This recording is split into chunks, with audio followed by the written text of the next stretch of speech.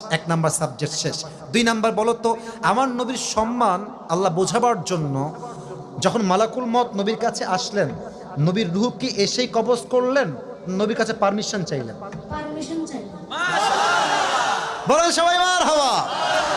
আচ্ছা বলো তো, নবীর আদর্শের ক্ষেত্রে নবী বাবা হিসেবে যখন ফাতেমাকে বিয়ে দিবেন, ফাতেমার কাছে এসে, এটা ওর জন্য বোঝা একটু কষ্টকর, তাই বোঝাবার স্বার্থে সহজ করছি। বাবা হিসেবে ফাতেমার কাছে এসে নবীজি কি বললেন বিয়ের ব্যাপারে? হ্যাঁ থামেন, বলবে বলবে বলবে। এসেই বললেন বিয়ে দিয়ে দিব, না তুমি রাজি আছো কিনা মা তাই বলো, কি বলেছেন? তুমি রাজি আছো কিনা? এর চাইতে সহজ আর হতে পারে না, ঠিক কিনা বলে? আচ্ছা এবার তুমি বলো তো, নানা হিসেবে নবী কেমন ছিলেন আমি বলার জন্য একটা হাদিস বলেছিলাম। যখন হাসান হোসাইন আসতেন নানার কাছে, হাসান আর হোসাইন